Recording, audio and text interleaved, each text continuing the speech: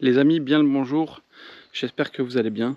On se retrouve pour une nouvelle vidéo où on va parler de l'avancement du DRD 85 anniversaire que vous avez sous les yeux et d'un autre projet que j'ai monté et qui me tient énormément à cœur, dont je veux absolument vous parler. Vous allez comprendre pourquoi. La dernière vidéo qu'on a faite sur cette moto, elle date d'il y a presque un an, où je vous parlais des carénages carbone avec lesquels j'avais eu un souci, également des jantes Falco où pareil il y avait eu un petit souci, etc. Donc il est temps de refaire une mise au point. Les jantes Falco, c'est réglé. Je me suis arrangé avec eux, on a trouvé un arrangement. Il leur manquait en vérité des cotes pour faire la différenciation entre les différents modèles et donc les largeurs de moyeu qui existaient, les diamètres d'axe de roue, etc. Pardon. Donc je leur ai fait un petit topo de tout ça, je leur ai rendu service et en échange, ils m'ont, bien sûr, ils s'étaient déjà engagés auparavant de me refaire une jante arrière, mais en échange, ils m'ont refait également une jante avant, ce qui faisait que j'avais à la fin 2 paires de jantes complètes. Ça, c'est sympa de leur part. Donc le montage a pu se faire en lieu et place, nickel chrome, comme vous pouvez le voir. Tout est monté, tout est fidèle à sa place comme à l'origine. On retrouve le disque arrière que j'ai adapté, le galfeur pour aller avec l'avant, qui est un galfeur également. Comme ça, les deux ont le même design, les deux sont flottants, les deux ont la frette anodisée noire, etc. Ça va très bien ensemble. On retrouve de l'autre côté une couronne Stage 6, l'étrier d'origine ici, avec un petit peu de visserie titane. Il en manque encore que je dois recevoir et monter. Il manque notamment le banjo pour placer la durite ici sur son mètre cylindre. Il manque pas mal de choses, mais ça avance. Pourquoi ça prend autant de temps? Il y a différentes raisons. La première déjà, pour ceux qui ne le sauraient pas, l'été dernier j'ai eu un grave accident de moto qui m'a immobilisé pendant plusieurs mois. Je me suis retrouvé en fauteuil roulant, il a fallu que je réapprenne à marcher, etc. J'ai fait 3 mois de rééducation en centre. Donc tout ça, ça m'a clairement forcément ralenti. Et ça a entaché aussi ma motivation. Mais aujourd'hui, voilà, on est reparti de plus belle. Ce projet me tient énormément à cœur. Et ça va être une dinguerie une fois fini. Comme vous pouvez peut-être déjà un peu vous en douter ou constater. Le deuxième projet qui va en parallèle de cette moto, c'est que j'ai créé mon entreprise. J'ai créé une entreprise qui s'appelle Derby Classic Parts, que vous pouvez retrouver sur les réseaux sociaux, Facebook, Instagram, et également sur le site internet du même nom, derbyclassicparts, toutattaché.com.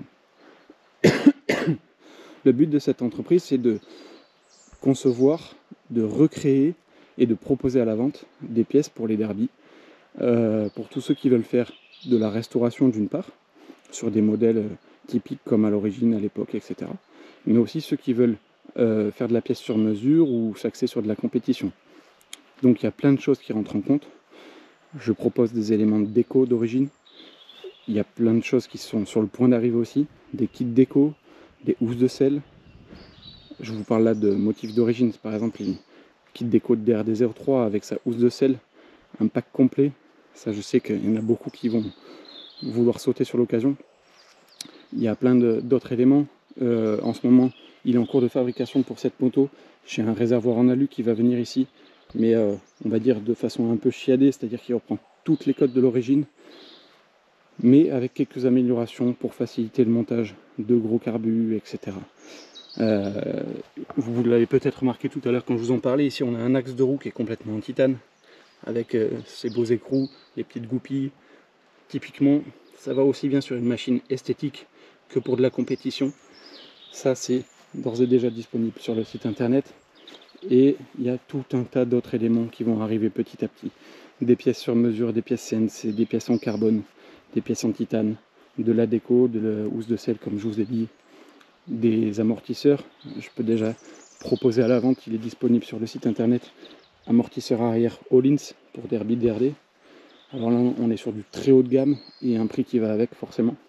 Mais voilà, mon but c'était de mettre en avant un petit peu, entre guillemets, mon expertise des derbies pour pouvoir proposer à un plus grand nombre de personnes des pièces atypiques, des pièces de qualité surtout, et surtout combler aussi un manque, une demande sur de la pièce d'époque qu'on ne retrouve plus.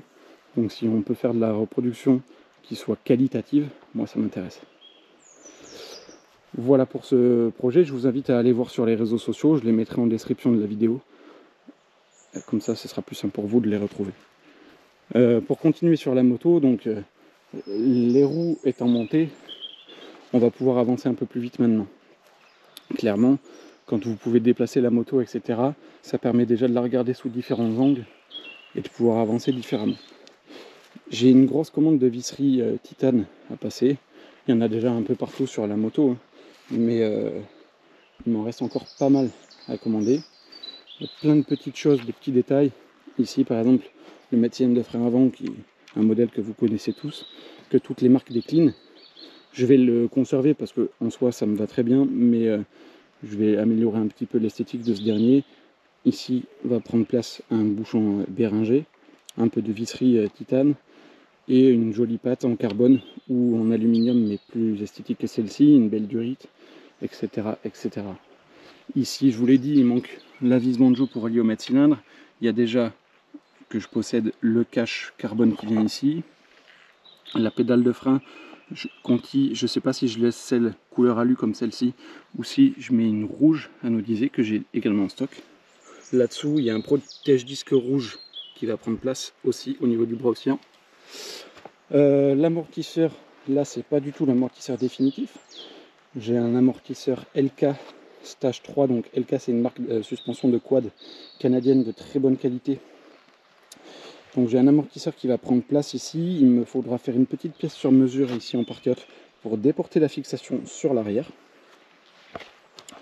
Pour le reste, en partie basse, je pense qu'on va partir également sur un système de biellette CNC que j'ai en idée depuis longtemps et que je vais proposer ensuite à la vente sur mon site internet. Pour le reste, au niveau du moteur, bon, celui-ci il est toujours en place, mais je vous en avais déjà parlé dans la précédente vidéo, il me semble. C'est pas du tout le définitif.